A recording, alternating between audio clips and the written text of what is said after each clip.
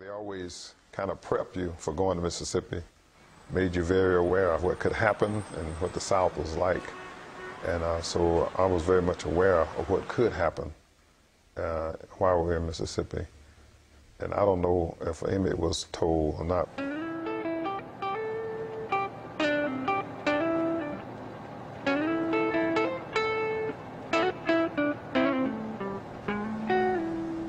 That summer when Emmett and Wheeler arrived, it was the beginning of the cotton harvest time.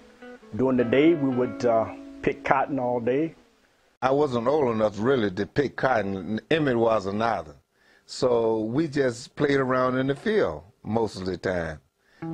We picked cotton all day. After the weighing up, well, after we finished picking the cotton, we had our supper. Then we decided to go to the little country store. From the country store, we went up to Money. That's where we met other boys, and the checker game was going on. When we got to the store in Money, Bryant's store, I went in and I don't know what I purchased, but I spent some money. And as I was in the store spending my money, Emmett Till came in. So I left out and left him in the store. When he came out, that's when they sent me in to make sure that he didn't say anything out of line. Now, what he said inside the store, I don't know before I got there. He asked for 10 cents to get 10 cents worth of bubble gum. He put the money into her hand, just like that. And she took her hand back. So that was it. He and I left the store together. We didn't have any conversation with Mrs. Bryant. We left together. She came out of the store and went to her car, which was parked on the north side of the store. And as she was going to her car, that's when Emmett whistled at her, the famous wolf whistle. Yes, he whistled at Carolyn Bryant when she came out of the store. No one knew that he was going to whistle. And when he whistled, it scared everybody in the bunch. And when he saw our reaction, he got scared. Miss Bryant came out, and she was going to her car, and someone said that she was going for a gun. We all panicked, including Emmett. We jumped in the car, and when we got in the car just wasn't moving fast enough. And we sped down the gravel road, and we looked behind us, and there's a car behind us. So we thinking that they're after us. So we pick up some speed, pull to the side of the road, and jump out of the car, and we ran down through the cotton field.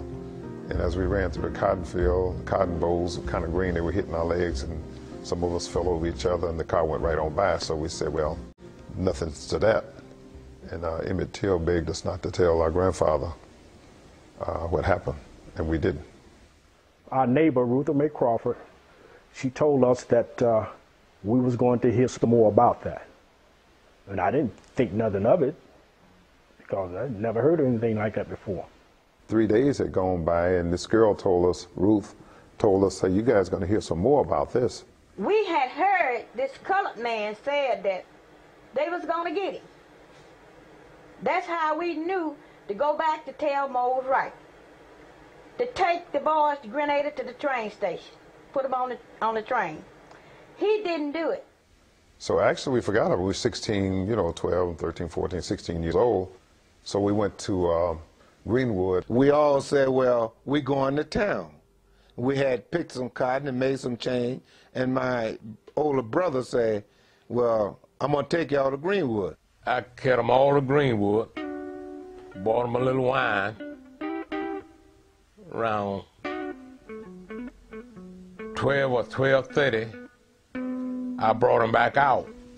Then about 2:30 in the morning, thereabout, I could hear people outside talking, and they talking about Emmett, and they talking about the boy from Chicago. They didn't say Emmett.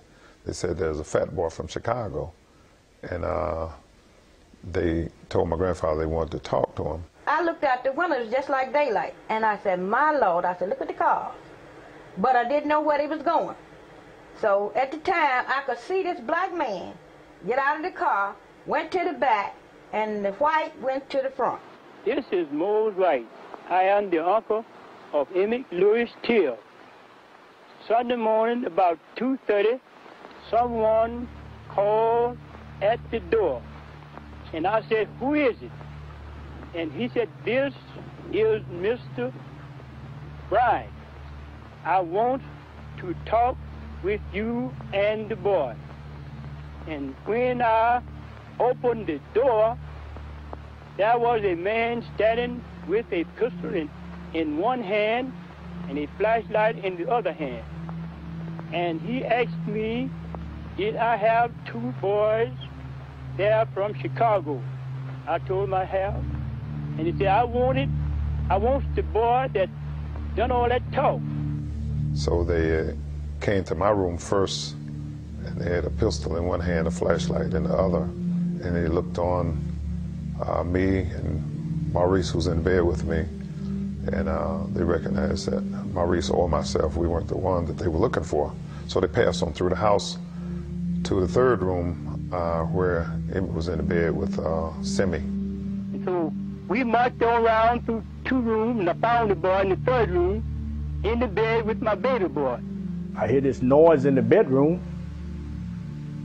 and I look up and I see this Roy Bryant. I knew him. And I saw the other tall, bald-headed man. They was hollering and fussing. They told me to lay back down and go to sleep. But I kept my eyes open and saw what was going on, that they was going to take Emmett. And at that point, I didn't know where they was going to take him. I said, well, maybe they're going to take him home. They aroused him out of the bed, and I don't think he really knew what was going on. So he was answering their question, but he wasn't saying yes, sir, and no, sir. So they became irate about that. And they started cursing and swearing. And I think he wanted to put on his socks or something with his shoes. And it was a terrifying experience. He had no idea what was going on, really. Yeah, had no idea the kind of people that he was dealing with, he was faced with. He had no way of conceiving what the South was like, no kind of way. In the room, my mom, she offered them money not to take the boy, and that's when Roy kind of hesitated. But Marlon wouldn't have nothing of it. He had made up his mind. He was the one with the gun. He had a .45 in his hand, and he was calling the shots. And he claimed that he was just going to take him up the road and just whip him and turn him loose. That's what he said he was going to do. They were telling my grandfather if he's not the one, they was going to bring him back. And they left. And after they left, nobody said anything to anybody. And they marched him to the car, and they asked someone there, was this is the right boy? And the answer was, here. And they drove towards money. After they left, Mama was very upset. And Daddy was walking around, all he could say is, he was saying, That's all he could say. I do know that you don't whistle at a white woman in Mississippi. And I was praying that they didn't kill him. I wasn't going to kill him. Just maybe torture him a little bit and bring a kid back to his grandfather. When I'm laying there in the bed, waiting for them to bring him back. Every car that I would hear coming down the road, I thought it was them bringing him back. But then when it began to get turned towards dawn, I knew they weren't going to bring him back.